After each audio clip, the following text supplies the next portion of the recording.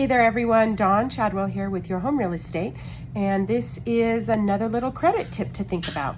So a lot of people always ask me, how come my credit score is different when different people run it? So say I run on Equifax or TransUnion or any of the others, or even Credit Karma, and all the scores are always different.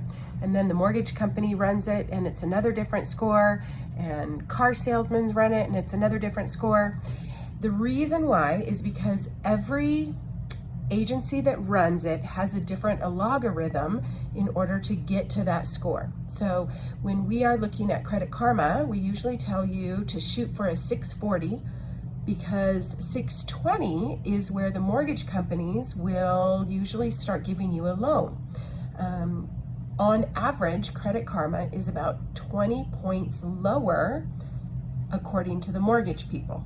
So, or 20 points higher. So if you're at a 640 on Credit Karma, you'd be around a 620 on the mortgage. And the mortgage industry looks at all three credit bureaus and they take the middle score.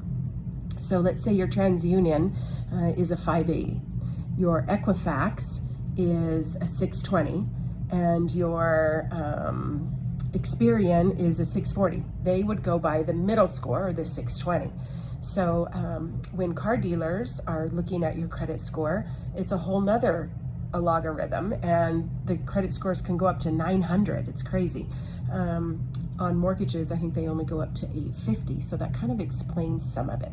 If you have any questions, make sure you give us a call. Dawn Chadwell at Your Home Real Estate, 505-306-9448. Thanks and have a wonderful day. Bye.